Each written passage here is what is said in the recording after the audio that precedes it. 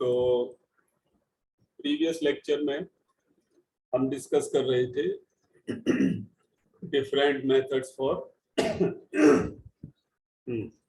Deadlock detection, avoidance, prevention etcetera.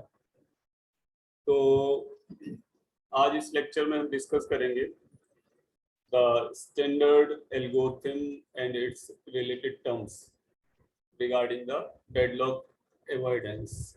कि how to avoid the deadlock situation. तो उसके लिए स्टैंडर्ड एल्गोरिथम होगी और एग्जैक्ट एल्गोरिथम हम नेक्स्ट टर्म में डिस्कस करेंगे। आज हम उस एल्गोरिथम के सारे टर्म्स एंड फीचर्स डिस्कस करते हैं। तो बेसिकली जो डेडलॉक अवॉइडेंस एल्गोरिथम है, तो ये क्या है कि ये डायनेमिकली रिसोर्स एलोकेशन स्टेट जो है हमारी, उसको एग्जामिन करता है। रिसोर्स एलोकेशन ग्राफ मैंने बताया था, तो that means from that graph कि रिसोर्सेस का allocation will be examined by the this algorithm जो कि हम यूज करने जा रहे हैं। और उसको एग्जामिन करेगी ये एल्गोरिथम कि उसमें जो डेडलॉक की कंडीशन है सर्कुलर वेट कंडीशन, कि प्रोसेसेस सर्कुलर वे में एक दूसरे के लिए वेट कर रहे हैं रिसोर्स एलोकेशन के लिए। तो सर्कुलर वेट कंडीशन ना एग्जिस्ट करे, इस चीज को ये अवॉइड करेगी, यानी डिटेक्ट करके और इंश्योर करेगी ये एल्गोरिथम कि सर्कुलर वेट कंडीशन ना एग्जिस्ट कर पाए। ओके, तो इसके लिए जो स्टैंडर्ड एल्गोरिथम है वो है bankers algorithm. Bankers was the computer scientist who has designed this algorithm and give the solution for deadlock avoidance.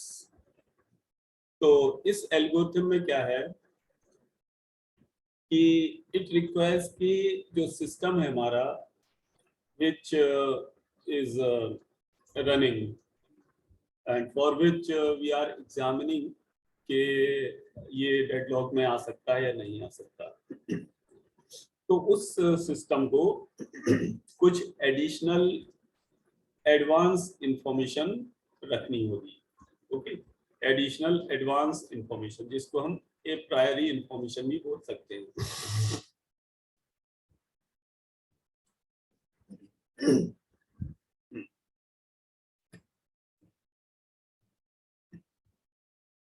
तो इसका जो सिंपलेस्ट सॉल्यूशन हो सकता है एडवांस इंफॉर्मेशन का, वो ये हो सकता है कि जो हर एक प्रोसेस है, जितने भी प्रोसेसेस हैं सिस्टम में, वो ये डिक्लेयर करें कि उनको मैक्सिमम कितने रिसोर्सेस की रिक्वायरमेंट होगी। कितने रिसोर्सेस से मतलब ये है कि अलग अलग टाइप के रिसोर्सेस होंगे, तो हर टाइप के रिसोर्स के लिए ये डिक्लेयर करे सिस्टम, मतलब प्रोसेसेस, कि हर टाइप के कितने मैक्सिमम रिसोर्स की रिक्वायरमेंट होगी। सपोज 4 टाइप के रिसोर्सेस की रिक्वायरमेंट है ABCD, तो चारों ही टाइप ABC एंड D के मैक्सिमम रिसोर्स की रिक्वायरमेंट इसको एडवांस में डिक्लेयर करना होगा सभी प्रोसेसेस को। ओके, और रिसोर्स एलोकेशन स्टेट देख ही चुके हो तुम लोग कि रिसोर्स एलोकेशन ग्राफ से। तो यहाँ पे क्या है कि रिसोर्स एलोकेशन स्टेट हम डिफाइन करेंगे एक मैट्रिक्स के फॉर्म में। तो इसमें क्या डिफाइन करेंगे कि कितने रिसोर्स अवेलेबल हैं और कितने एलोकेटेड हैं, और हर एक प्रोसेस को मैक्सिमम कितने रिसोर्सेस की डिमांड है या रिक्वायरमेंट है। ठीक है, मतलब कौन प्रोसेस कितने रिसोर्सेस को होल्ड करे हुए है कितने रिसोर्सेस अवेलेबल हैं और हर एक प्रोसेस को जो डिमांड है कंप्लीशन के लिए मैक्सिमम प्रोसेसेस की, वो भी यहाँ कैलकुलेट करके डिक्लेयर किया जाएगा। अब जैसे जैसे प्रोसेस हमारे रन होंगे तो वो रिसोर्सेस के लिए रिक्वेस्ट करेंगे, लेकिन जो उनकी रिक्वेस्ट है वो मैक्सिमम नंबर ऑफ रिसोर्सेस से ज्यादा नहीं होनी चाहिए। मेन चीज ये है। तो अब जो सिस्टम है हमारा इस तरह शेड्यूल होगा कि प्रोसेसेस और रिसोर्सेस के बीच इस तरह का कोऑर्डिनेशन बनेगा कि सिस्टम ये इंश्योर करेगा कि डेडलॉक अकर ना हो। तो उसके लिए हम एक मैट्रिक्स के फॉर्म में सिस्टम जो है कैलकुलेशन करेगा ऑपरेटिंग सिस्टम का। और लेट से कि जो प्रोसेसेस हैं वो n है और नंबर ऑफ रिसोर्स टाइप्स हैं वो m है। टाइप से मतलब कि variety of resources, total resources की बात नहीं कर रहे हैं कि अगर 4 रिसोर्सेस हैं तो वैरायटी हमारी 4 हो गई। अब चारों रिसोर्स अपने आप में कितने भी इंस्टेंसेस रख सकते हैं, डिपेंड करता है कि सिस्टम में हर एक अवेलेबल रिसोर्सेस के लिए कितनी इंस्टेंसेस अवेलेबल हैं। ओके, तो इसके लिए एक मैट्रिक्स हम डिजाइन करेंगे और उस मैट्रिक्स में क्या होगा, ये 5 तरह के जो हैं 5 पैरामीटर्स उस मैट्रिक्स से हम कैलकुलेट करेंगे। पहली चीज तो अवेलेबल रिसोर्सेस, दूसरा है allocated resources to each process, available resource to each process and allocated resource to each process, request for the resources by the process. चौथा है max, means maximum demand of the process regarding a resource. और इन्हीं से हम need calculate करेंगे। Need इस तरह calculate करेंगे कि उसको अब नीड कितनी है। ओके, ठीक है। तो हम पहला वेक्टर देखते हैं। ये पूरा मैट्रिक्स है तो इसमें 5 तरह के वेक्टर क्रिएट होंगे और आगे जब हम इस एल्गोरिथम को डिटेल में डिस्कस करेंगे तो ये पैरामीटर्स वेक्टर के फॉर्म में हमारे काम आएंगे उसको एल्गोरिथम में। तो पहला हम देखते हैं अवेलेबल। तो जो वेक्टर है हमारा लेंथ m का, हम कह रहे हैं कि देखो यहाँ पे मैंने क्या बताया था कि जो m है नंबर ऑफ रिसोर्स, n है नंबर ऑफ प्रोसेसेस। ओके, तो अगर हम एक प्रोसेस ले लें तो एक हमारा वेक्टर बनेगा लेंथ m का। m टाइप के रिसोर्सेस हैं तो हर एक प्रोसेस के लिए m रिसोर्स का एक वेक्टर बन जाएगा। ओके, तो जो वेक्टर होगा m लेंथ का, नंबर ऑफ रिसोर्सेस की लेंथ का, ठीक है, तो वो इंडिकेट करेगा कि किस टाइप के कितने रिसोर्सेस अवेलेबल हैं सिस्टम में। तो उसके लिए क्या है कि ये होगा हमारा जो एरे होगी या वेक्टर होगा avail j equals to k। मतलब ये है कि rj टाइप के यानी j रिसोर्सेस के k इंस्टेंसेस अवेलेबल हैं। इसको समझने की कोशिश करो।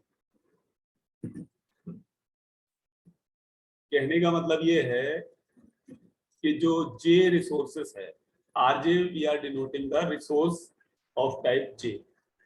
तो j टाइप का जो रिसोर्स है उसके k इंस्टेंसेस अवेलेबल हैं। एक तरह से अवेलेबिलिटी मैट्रिक्स फॉर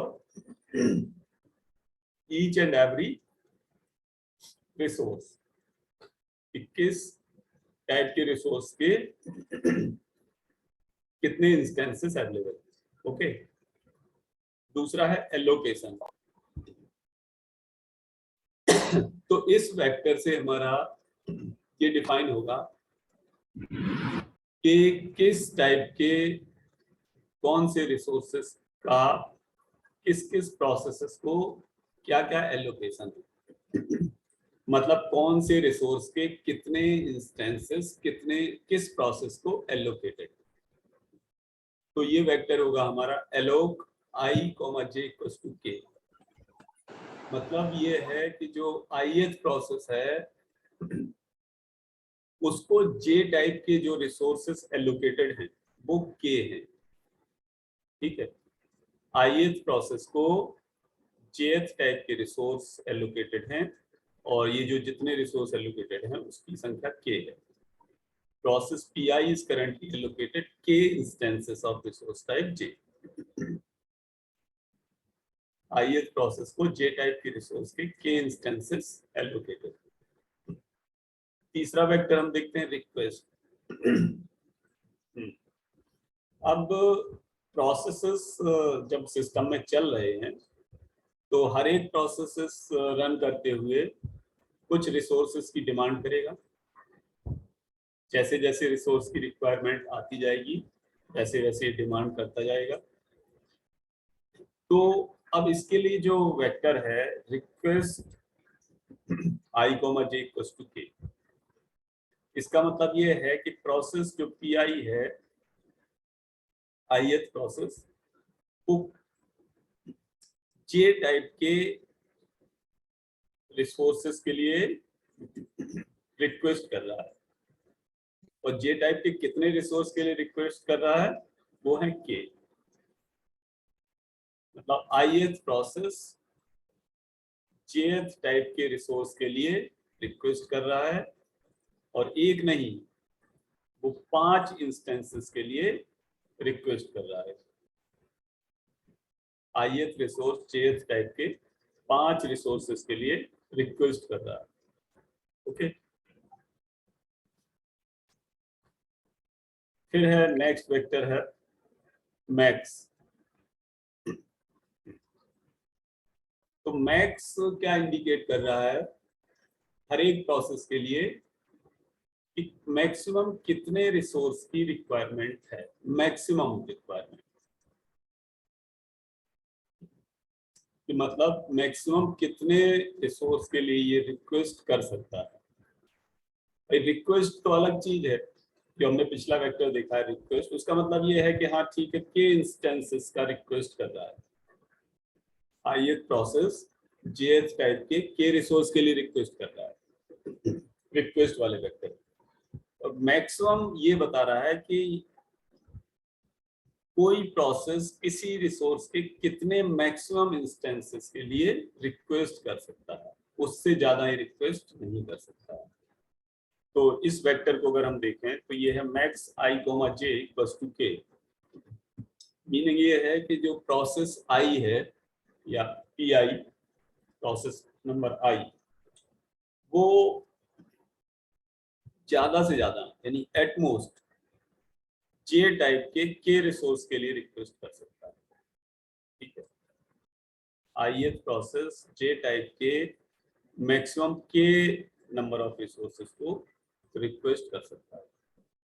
इसके बाद ये जो 4 मैट्रिक्स हो गए इससे हम एक पैरामीटर कैलकुलेट कर लेंगे और वो है नीड। तो नीड हमारी इस तरह निकलेगी कि मैक्सिमम माइनस एलोकेशन, ठीक है। तो नीड क्या है कि एलोकेशन होते होते, भाई एलोकेशन है जो रिक्वेस्ट वाला वेक्टर है, रिक्वेस्ट कई बार आ सकती है, प्रोसेसेस रन कर रहे हैं हमारे, तो प्रोसेसेस के द्वारा रिसोर्सेस की रिक्वेस्ट कई बार आ सकती है, ओके। तो रिक्वेस्ट आते आते एक टाइम ये होगा कि अब जो फर्दर नीड बची है उसको, जैसे रिक्वेस्ट आई तो नीड फिर कम बचेगी, फिर और रिक्वेस्ट आई तो एलोकेशन होने के बाद नीड कम बचेगी, ठीक है। तो अगर हमने ये लिखा है vector need I comma J equals to K, इसका मतलब ये है कि ith प्रोसेस को jth रिसोर्सेस के लिए के इंस्टेंसेस की नीड है। तो नीड कैसे निकलेगी, मैक्सिमम माइनस एलोकेशन। भाई मैक्सिमम जो डिमांड है या मैक्सिमम जो एलोकेशन वो मैक्सिमम जो ये रिक्वेस्ट कर सकता है वो एक्चुअल उसकी डिमांड है, उसकी रिक्वायरमेंट है। तो मैक्सिमम जो रिक्वायरमेंट है उसमें से अगर हम एलोकेशन हटा दें, सपोज करो जैसे ith प्रोसेस के लिए jth रिसोर्स की मैक्सिमम डिमांड है 10 और एलोकेटेड है 6, तो नीड कितनी बची? 10 - 6 यानी 4। तो नीड हम इस तरह सब्ट्रैक्ट कैलकुलेट करेंगे कि maximum demand for the resources by that process minus the allocated resources of that type to that process. Okay.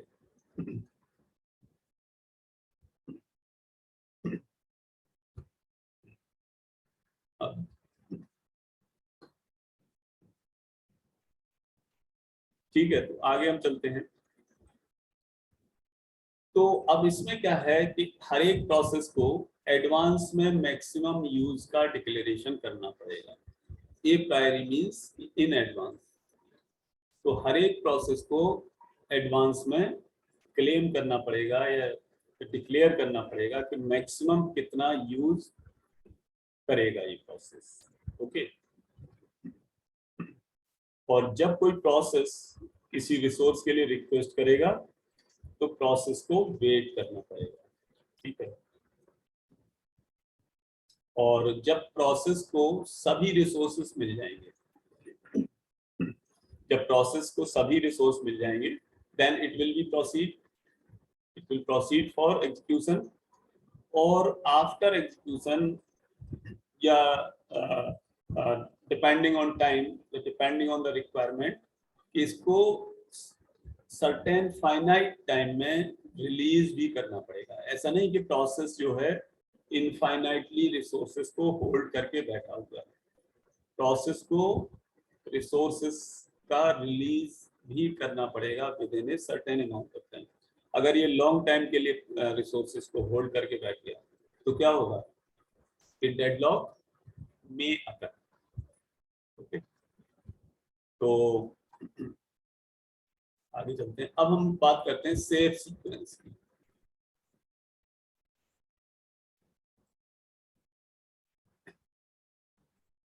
तो सेफ सीक्वेंस क्या है कि जब मैं रिसोर्स एलोकेशन ग्राफ पढ़ा रहा था तो मैंने बताया था कि इवन इफ के cycle is there but deadlock may not be there.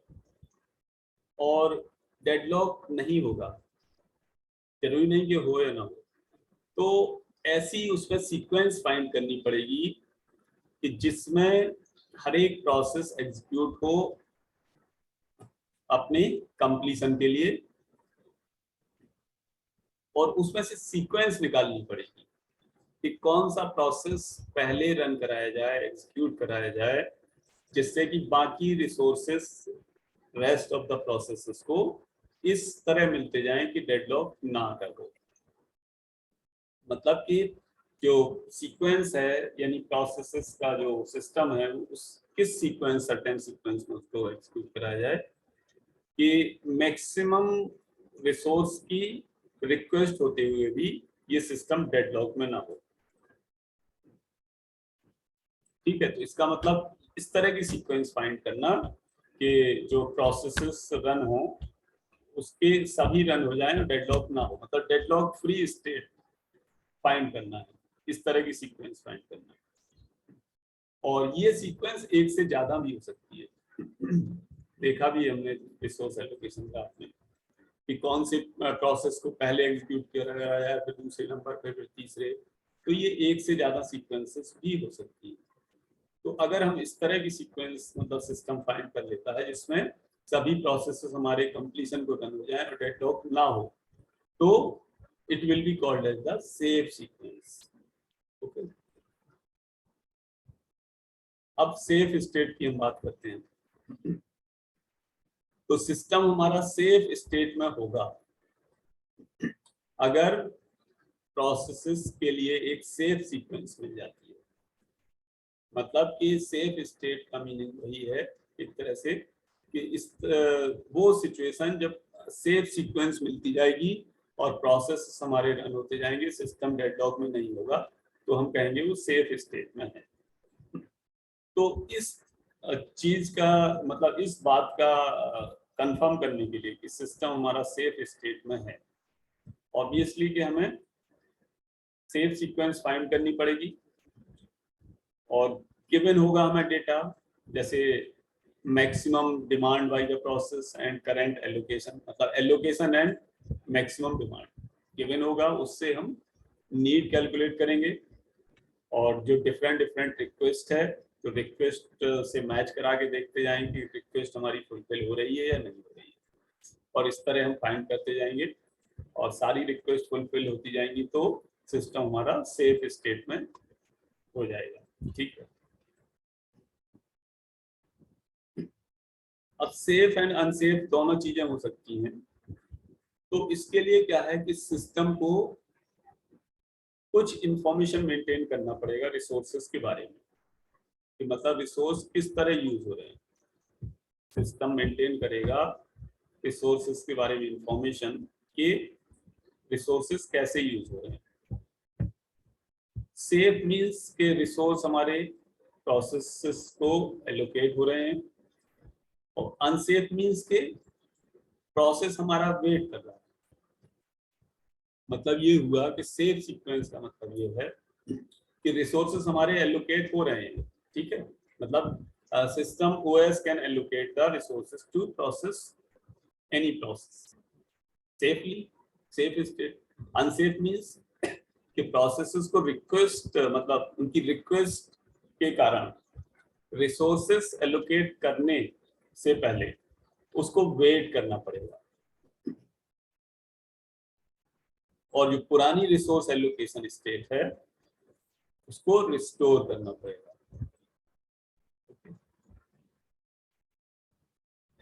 अब एन प्रोसेसेस हैं अगर हमारे सिस्टम में, तो उसके लिए हमें सेफ स्टेट फाइंड करनी है। और सेफ स्टेट मैंने बताया था कि सेफ स्टेट का मतलब ये है कि अगर हमें सेफ सीक्वेंस मिल रही है तो we can say there is a safe state.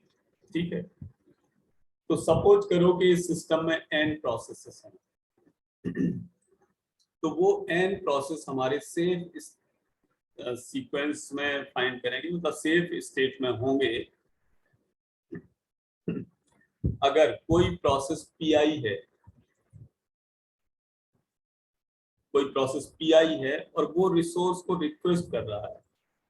ठीक है, प्रोसेस पीआई रिसोर्स को रिक्वेस्ट कर रहा है और रिक्वेस्ट हमारी सेटिस्फाई हो रही है इस तरह कि जो करंटली अवेलेबल रिसोर्सेस हैं प्रोसेस पीआई को, और जो रिसोर्सेस हेल्ड हैं दूसरे प्रोसेस पीजे, वो इस तरह हो कि जे लेस देन आई। मतलब क्या हुआ कि हम सर्कुलर वेट कंडीशन को अवॉइड कर रहे हैं। तो जो प्रोसेस पीआई है वो अगर रिक्वेस्ट कर रहा है रिसोर्सेस के लिए, तो वो रिसोर्स आई जो है, जैसे अगर P2 प्रोसेस है तो P3 ना हो, ठीक है, P4 ना हो, मतलब आई से कम वैल्यू हो, जिससे कि सर्कुलर सीक्वेंस ना बने। कहने का मतलब है P2 P3 को रिक्वेस्ट करेगा, P3 P4 P4 P5, तो उस तरह सर्कुलर सीक्वेंस बनने की संभावना हो सकती है। तो इसमें क्या है कि ओवरऑल जो है जो एन प्रोसेसेस हैं वो हमारे सेफ स्टेट में होंगे अगर कोई उनमें से कोई प्रोसेस रिक्वेस्ट कर रहा है रिसोर्सेस को और रिसोर्स की रिक्वेस्ट सेटिस्फाई हो रही है। वो इस तरह है कि प्रोसेसेस के पास जितने अवेलेबल रिसोर्सेस हैं और रिसोर्सेस जो हेल्ड हैं दूसरे प्रोसेस पीजे को, उनको मिला के अगर फुलफिल हो रहा है then it will be in safe state. PJ इस तरह होगा कि वो आई से ज्यादा बड़ी वैल्यू बना हो, अगर P3 है तो P4 ना हो, P1 या P2 हो, जिससे कि सर्कुलर वेट कंडीशन ना हो। ओके, अब deadlock avoidance algorithm and safe state. तो बेसिकली डेडलॉक अवॉइडेंस एल्गोरिथम जो है हमारी क्या इंश्योर करती है कि सिस्टम हमारा सेफ स्टेट में हो, हो, ठीक है। System will be in safe state और ये कभी भी अनसेफ स्टेट में ना जाए। जब कोई प्रोसेस अवेलेबल रिसोर्सेज के लिए रिक्वेस्ट करे, जब कोई प्रोसेस जो है रिसोर्सेज के लिए रिक्वेस्ट करेगा, ठीक है, अवेलेबल रिसोर्स के लिए, तो सिस्टम जो है डिसाइड करेगा कि अगर रिसोर्सेज को तुरंत एलोकेट कर दिया जाए तो हमारा जो सिस्टम है वो सेफ स्टेट में ही रहे, ठीक है। फिर से समझिए इस चीज को। मतलब ये है कि अगर कोई प्रोसेस रिक्वेस्ट कर रहा है अवेलेबल रिसोर्सेज के लिए, तो वो अगर रिक्वेस्ट कर रहा है उन रिसोर्सेज को अगर तुरंत एलोकेट कर दिया जाए तो सिस्टम हमारा सेफ स्टेट में रहे, अनसेफ स्टेट में ना जाए, कहने का मतलब ये, ठीक। उसी को हम कंटिन्यू करते हैं, deadlock avoidance algorithm and safe state को, ठीक है। तो अगर सिस्टम सेफ स्टेट में है इसका मतलब डेडलॉक नहीं है, और सिस्टम अगर अनसेफ स्टेट में है तो डेडलॉक की पॉसिबिलिटी हो सकती है, कोई जरूरी नहीं कि डेडलॉक होगी, ठीक है। तो अगर रिसोर्सेज की जो डिमांड है या नीड है प्रोसेस पीआई के लिए वो तुरंत अवेलेबल नहीं है, तो प्रोसेस पीआई जो है वेट करेगा दूसरे प्रोसेस के लिए जब तक कोई दूसरा प्रोसेस फिनिश ना हो जाए और उसके द्वारा छोड़े गए रिसोर्स उसको ना मिले, ठीक है। लास्ट स्लाइड में ये है कि जब कोई दूसरा प्रोसेस पीजे फिनिश हो जाएगा, ठीक है, तो पीआई प्रोसेस को नीडेड रिसोर्सेस मिल जाएंगे अगर, तो वो एग्जीक्यूट होगा और एग्जीक्यूट होने के बाद जो रिसोर्स एलोकेटेड है उनको रिटर्न कर देगा ऑपरेटिंग सिस्टम को और टर्मिनेट हो जाएगा, ठीक है। मतलब कि पीआई वेट कर रहा था पीजे के लिए फिनिश होने के लिए, पीजे फिनिश हुआ, पीआई को नीडेड रिसोर्सेस मिल गए और तो मिलने के बाद एग्जीक्यूट हुआ प्रोसेस, उसके बाद उसने रिसोर्सेस को रिटर्न कर दिया जो एलोकेटेड हुए थे ओएस को, और उसके बाद टर्मिनेट हो गया। जब कोई प्रोसेस पीआई टर्मिनेट हो जाएगा तो नेक्स्ट प्रोसेस को उसके रिसोर्सेस मिल जाएंगे और इस तरह ये क्रम हमारा चलता रहेगा, ठीक है। So by this we have completed the discussion for deadlock avoidance, okay. तो आज का लेक्चर यही फिनिश होता है। अगर कोई क्वेरी हो किसी की तो ही और C can ask, otherwise I will quit this meeting and I will take the attendance. So attendance के टाइम जिसका नंबर आता जाएगा वो अपना अनम्यूट करके अटेंडेंस बोलता जाएगा,